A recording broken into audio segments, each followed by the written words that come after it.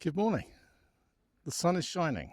We are going out for a run around the coast. I thought I'd do a quick video on some pre-launch checks in case you have a new ski or you're not sure perhaps what you should be taking. I'll tell you what I take and the things I check on before I go. So the first thing, I make sure I've got the radio. If you get into trouble, it's a very good thing to have. Make sure it's charged up. The emergency channel 16 in the UK. I also make sure I've got a phone with me just in case the radio doesn't work or I can't get a range with the radio, because it only goes fast as far as the mast, in sight of the mast. I also make sure I've got some flares. Now the flares, they're in here, and the reason they're in there, that's just pipe lagging, a little bit of tape around it. And I put that in a dry store in the back here. But the reason they're like that is I get a lot of crashing about, and I got two as well, just in case one has been crashed about too much, it doesn't work. So that should protect them a bit.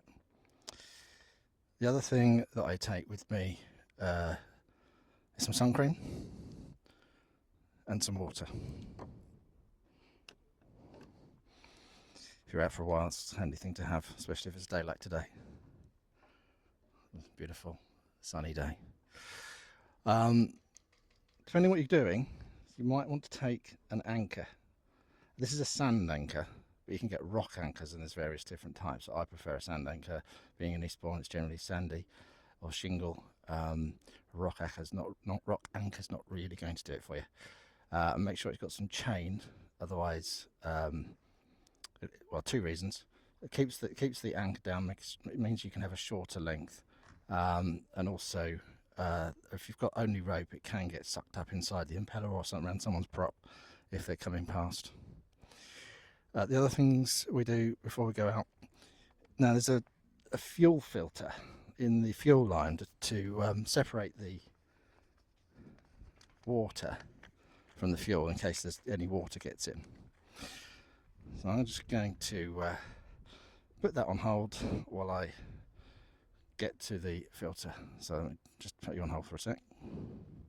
Okay, the cover's off.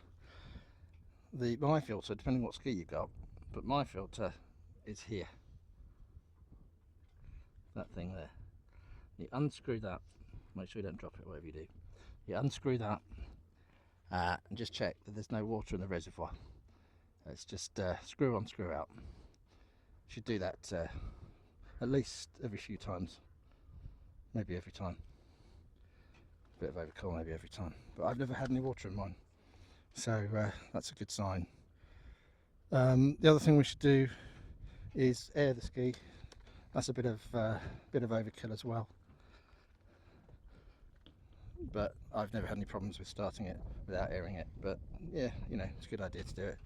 And the other thing to do is just check the bungs are in, both of them. I've heard people going out forgetting their bungs. Not good. Okay, let's go jet ski. Oh, one more thing, I have to put you on hold again.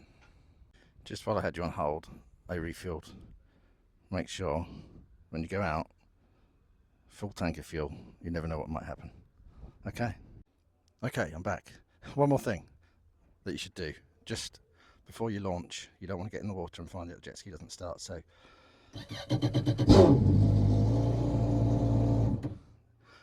do that on the trailer or before you come off the dock. It's always a good thing just to check. Something else that you want to take with you is a tow rope. If you break down, in the UK there's salvage rules, probably in the world, but certainly in the UK.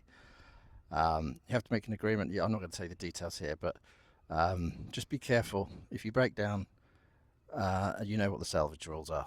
You need to, I'll put some links perhaps in the description to some websites, but you need to be aware of that.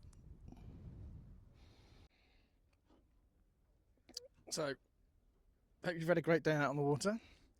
I just thought I'd run through the finishing off checks and things that I do when I've finished. I used to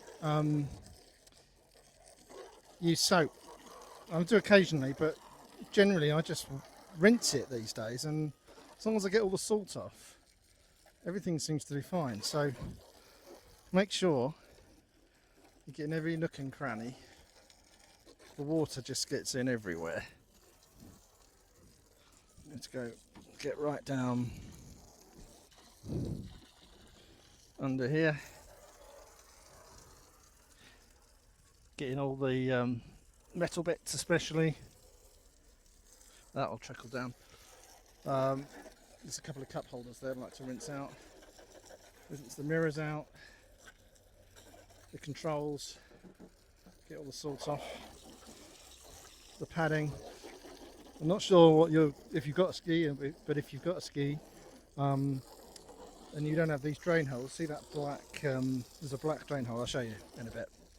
But basically they've got drain holes in them. Make sure you get right, do all the inside the impeller housing, the step if you've got one. And all jet skis have got steps, depending on what size it is, what model it is. The larger ones these days seem to have steps. That's that side. Sometimes I do inside the in the locker in here, but I've just checked and it didn't really get wet today, so sometimes it does, but it hasn't today, so I'm not going to bother.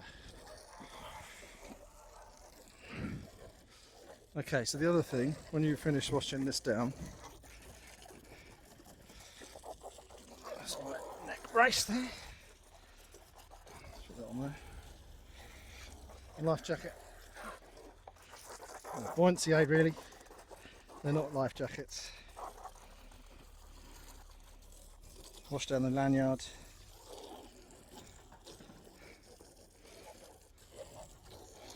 Wash down the seat. Now, I used to rinse the engine with water every time. Not on this model, not that the model makes any difference, but I used to wash the engine down and with water and WD-40 it, and I don't do that anymore. I just leave it, and occasionally I'll go in and I'll rinse it very gently. If it has got some salt around it, but generally I just leave it. Just be careful. The WD-40 is great. Well, there's other products obviously out there. The WD-40 is great. So one of the things you must actually really do, while I'm just sorting this out, some people tell me that washing up liquid's got salt in it, which probably has some of them. I'll take a picture of what I'm doing here so you can see. In fact, I'll go and grab the camera now so you can see what I'm doing. Okay, so depending on what model you've got, there's a fitting there, and this is the adapter that goes in it. It's got some locating lugs there, so you have to push it in. There's on a spring load. You push it in. I can do it holding the camera. Push it in, and push it in, twist it until it locks in place, and that's not coming out. I find it's easier with a little bit of hose. In fact, this bit of hose isn't quite long enough. I might get another one and extend that. And then people use salt away to flush inside the engine. I just use whatever brand of washing up liquid, and I only put a tiny bit in. Put it in there. I just put a small bit in. That's enough just to take the salt away. So what you need to do as well on this model, depends what model you've got, is you've got to start it first,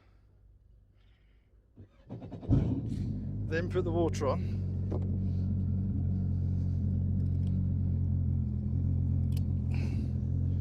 Water's on.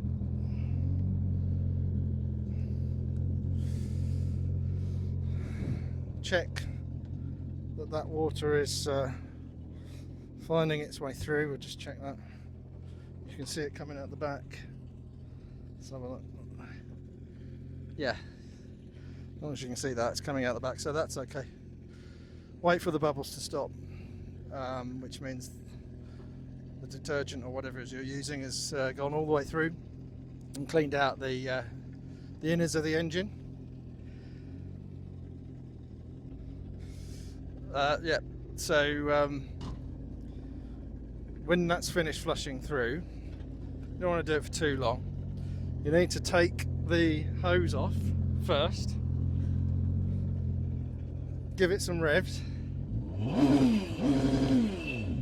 and then stop it, and that'll take the water out. You don't want, because the systems run